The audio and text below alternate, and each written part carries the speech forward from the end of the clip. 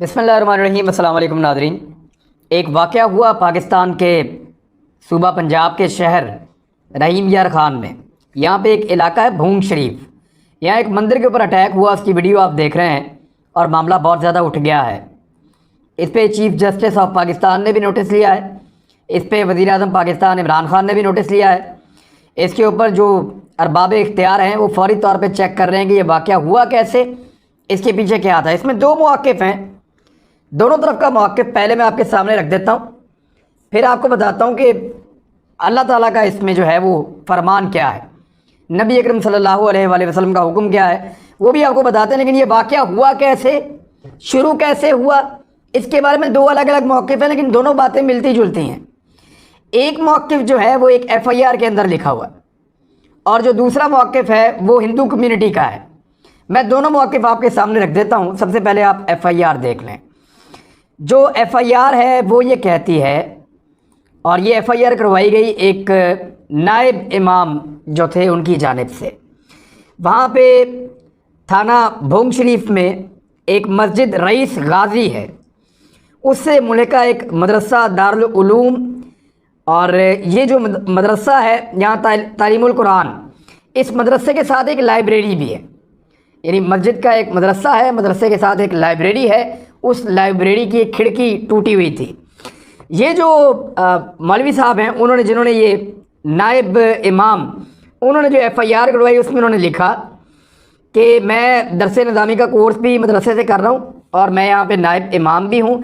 24/7/2021 को, यानी 24 जुलाई 2021 को बवक़्त तकरीबन 10 बजे दिन मैंने मदरसा की लाइब्रेरी में एक लड़के को देखा जो कि मदरसा की लाइब्रेरी में कालीन पर पेशाब कर रहा था, और मज़कूरा मुलज़िम जो मदरसा की लाइब्रेरी में टूटी हुई खिड़की से दाखिल हुआ था, मैंने उसको पकड़ने की कोशिश की, वो भाग गया मेरे शोर मचाने पर।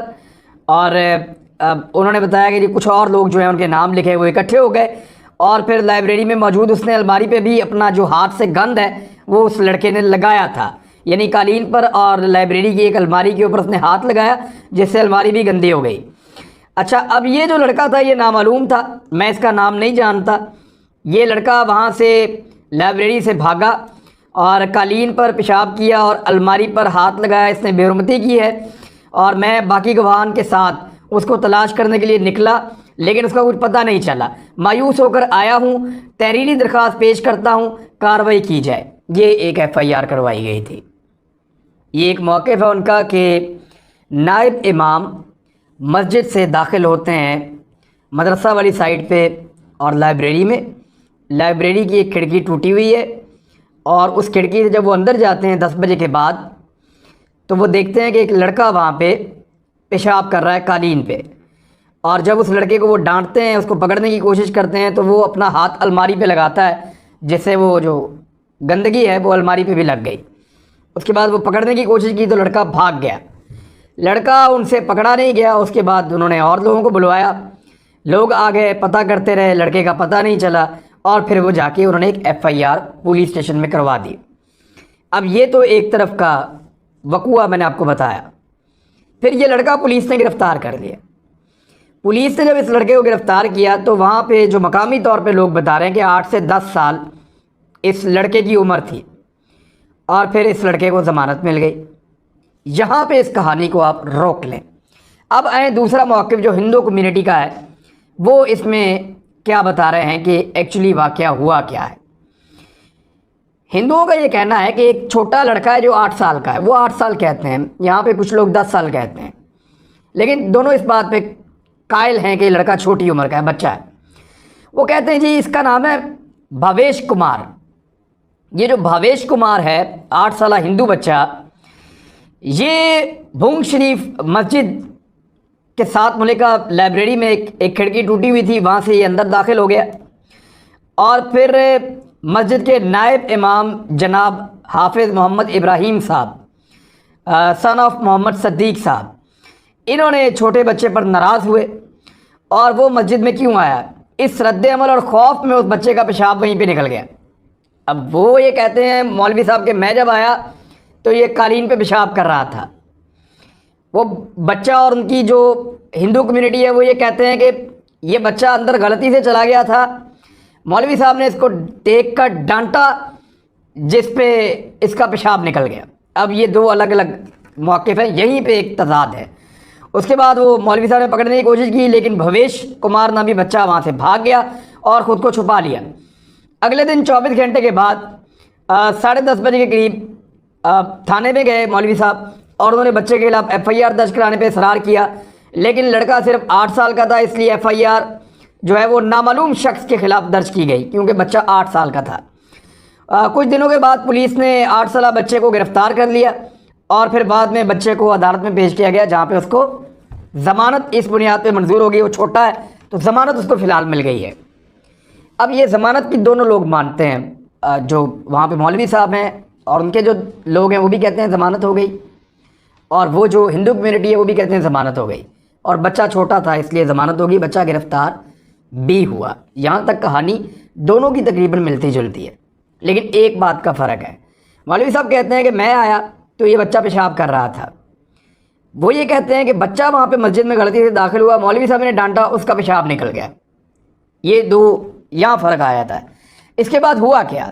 اب ایک کہانی وہ ہے جو وہاں صحافیوں سے بات کر کے میں نے پتہ کی ہے، اس میں کچھ اور چیزیں بھی ہیں۔ انہوں نے بتایا کہ یہاں پہ ہندو کمیونٹی بہت بڑی تعداد میں ہے، بھونگ شریف میں ان کی تعداد بہت بڑی ہے، اور یہ دو طبقات میں بٹے ہوئے ہیں ہندو وہاں پہ۔ ایک تو راجپوت ہیں، ہندو راجپوت، وہ ذرا تگڑے ہیں اور سونے کا کاروبار کرتے ہیں۔ سونے کی مارکیٹ کے اندر ان کی اجارہ داری ہے، ہندو کمیونٹی کی سونے کی مارکیٹ کے اندر اجارہ داری ہے۔ سب سے تگڑے سنیارے یہ ہیں، اور باقی جو ہیں وہ غریب ہندو ہیں۔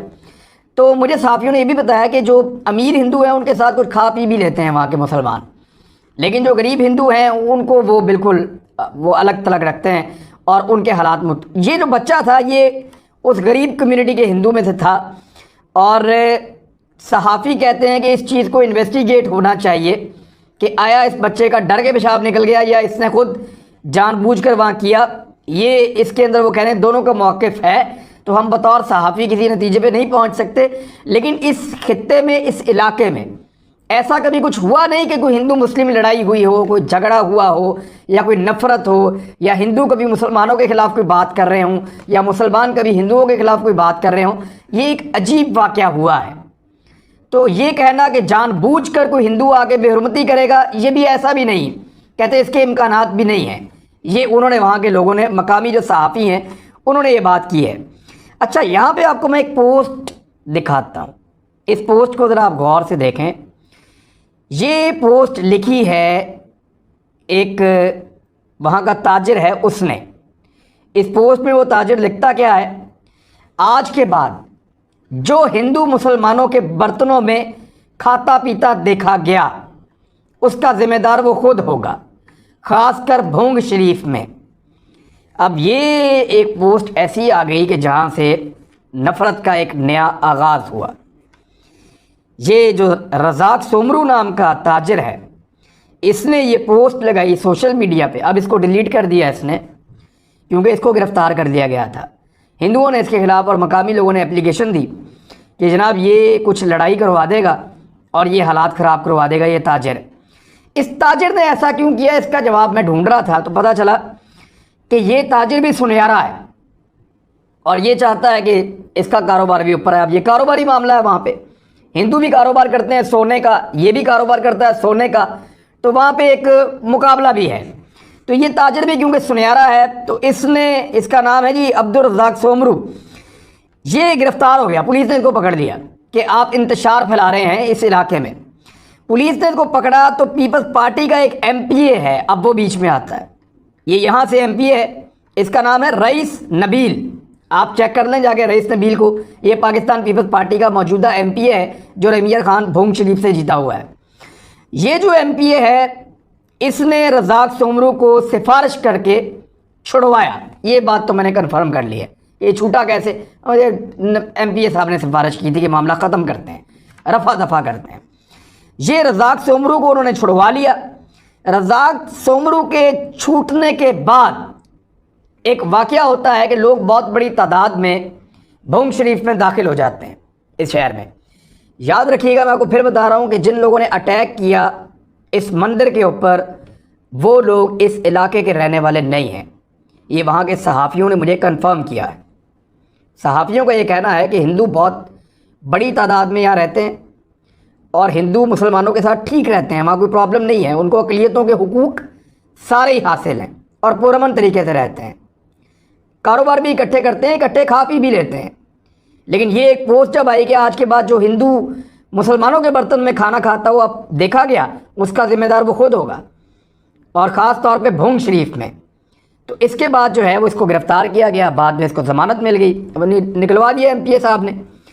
جب اس بندے کو چھڑوایا گیا تو اس کے چھوٹنے کے بعد اچانک کچھ لوگ داخل ہوتے ہیں بڑی تعداد میں، اور یہ لوگ کچے کے علاقے سے آتے ہیں، یعنی یہ لوگ رحیم یار خان کے نہیں ہیں، یہ سراؤنڈنگ سے آ رہے ہیں، آس پاس کی آبادیوں سے آ رہے ہیں۔ یہ لوگ کچے کے علاقوں سے آئے اور آ کر انہوں نے بھونگ شریف میں رخ کر لیا شہر کی جانب۔ اب ان کے پاس دو ڈیسٹینیشنز ہو سکتی تھی، ایک وہ جا سکتے تھے ہندوؤں کی بستی کی جانب اور ایک وہ جا سکتے تھے مندر کی جانب۔ تو یہ لوگ مندر کی جانب بڑھ گئے، اور ہندو اس بات پہ کہتے ہیں، وہاں پہ انہوں نے یہ بات کی ہے کہ اگر یہ ہمارے گھروں کی طرف آتے تو ہمارے پاس اپنی حفاظت کا کوئی ایسا بندوبست نہیں تھا۔ یہ لوگ بہت غصے میں تھے۔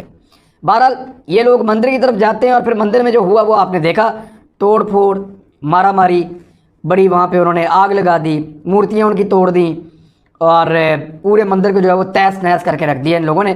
یہ بہت غصے میں تھے۔ جب یہ لوگ باہر نکلے اور واپس جا رہے تھے تو راستے میں ایک علم بھی انہوں نے توڑ دیا، اکھاڑ دیا، اس پہ ان کے بیچ میں آپس میں لڑائی ہو گئی۔ یعنی تھے تو وہ سارے مسلم تھے جو آئے تھے، اور پتہ نہیں ان کو کوئی کیا کہہ کر لایا تھا، لیکن وہ آپس میں لڑ پڑے، اور اس کے بعد انہوں نے جا کے ہائی وے کو بلاک کر دیا 3 گھنٹے تک۔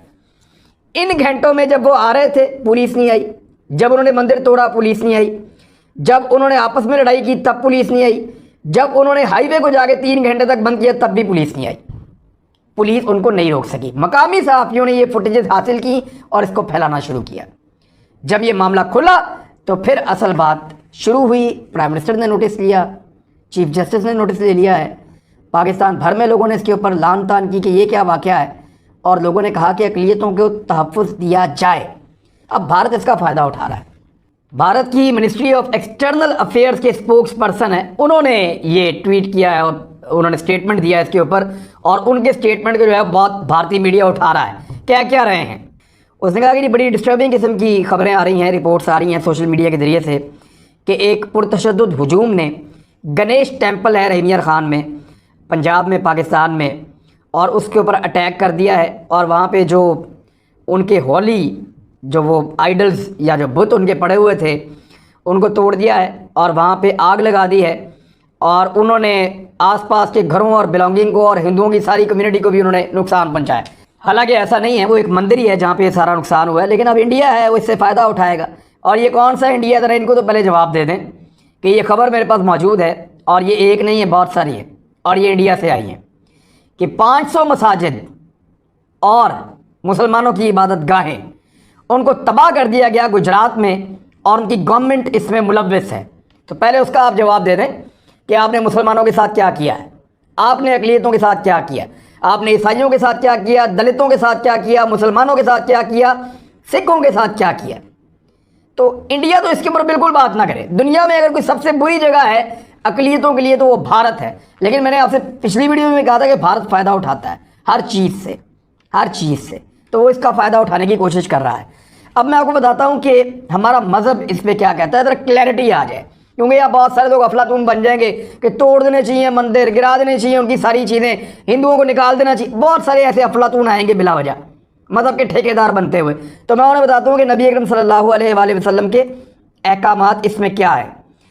یہ ایک حدیث ہے جو مختلف صحابہ کرام سے روایت ہے، اور اس میں نبی اکرم صلی اللہ علیہ وآلہ وسلم نے یہ تحریری فرمان جاری کیا تھا عہد نبوی میں، اہل نجران سے ایک معاہدہ ہوا تھا اس میں۔ اب یہ فرمان میں آپ کو ایز اٹ از پڑھ کے سنا دیتا ہوں، آپ اس کا مطلب خود نکال لیجئے گا۔ اللہ تعالیٰ اور اس کے رسول محمد صلی اللہ علیہ وآلہ وسلم اہل نجران اور ان کے حلیفوں کے لیے ان کے خون، ان کی جانوں، ان کے مذہب، ان کی زمینوں، ان کے اموال، ان کے راہبوں اور پادریوں، ان کے موجود اور غیر موجود افراد، ان کے مویشیوں اور قافلوں، ان کے استھان یعنی مذہبی ٹھکانے وغیرہ کے ضامن اور ذمہ دار ہیں۔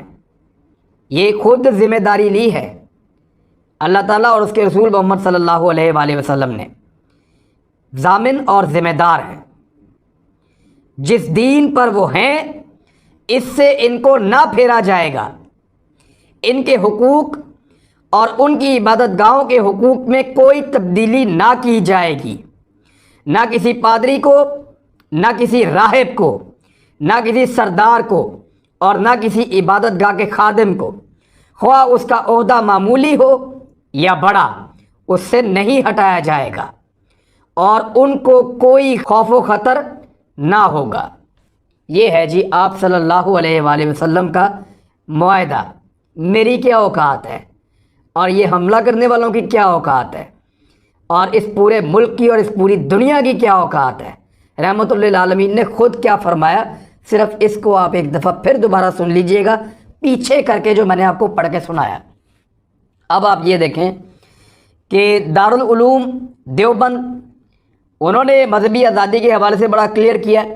یہ ان کا پیج پورا میرے پاس پڑھا ہوا ہے، میں آپ کو دکھا دیتا ہوں، میں آپ کو پڑھ کے کیا سناؤں۔ یہاں پہ جو بریلوی علماء اکرام ہیں ان کا بھی پورا پڑھا ہوا ہے۔ یہ دارالافتاء، یہ جامعۃ العلوم الاسلامیہ، ان کا بھی یہ میرے پاس پورا ایک جواب پڑا ہوا ہے کہ غیر مسلموں کی عبادت گاہوں کے حوالے سے کیا شرعی حکم ہے۔ تو اس میں بڑا واضح حکم ہے، جو عبادت گاہیں انہوں نے بنا رکھی ہیں وہ بنی رہیں، ان کو آپ نہ گرا سکتے ہیں نہ ہٹا سکتے ہیں، وہ اس میں مذہبی آزادی کے ساتھ جا کے عبادت کریں۔ ہاں، نئی عبادت گاہیں اسلامی ریاست کے اندر وہ نہیں بنا سکتے، یہاں پہ ایک قدغن ہے، لیکن یہ بڑی کلیئرٹی ہے اسلام کے اندر۔ یہاں میرے پاس دارالقادری صاحب کا بھی ہے جو بریلوی مکتبہ فکر سے آ جاتا ہے، انہوں نے بھی ایسی بات کی ہے۔ اسلام بڑا کلیئر ہے، بڑا کلیئر ہے۔ آپ اقلیتوں کے جان و مال کے تحفظ کے علاوہ ان کی مذہبی آزادی بھی جو ہے ریاست پاکستان اور اسلامی ریاست کی ذمہ داری ہے۔ علماء اکرام کو اس پہ بات کرنی چاہیے، اور یہ بہت غلط ہوا ہے، اس کی کوئی گنجائش نہیں ہے۔ مجھے اس بات پہ دکھ ہے، اور ہر ذی شعور پاکستانی کو اور مسلمان کو اس بات پہ دکھ ہونا چاہیے۔ ان لوگوں نے اسلام کی خدمت نہیں کی، اس کی انکوائری ہونی چاہیے اور سارے بندے گرفتار کر کے ان کو سزا ملنی چاہیے۔ اب تک کے لیے اتنا ہی، اپنا خیال رکھیے گا، اپنے اس چینل کا بھی۔ اللہ حافظ۔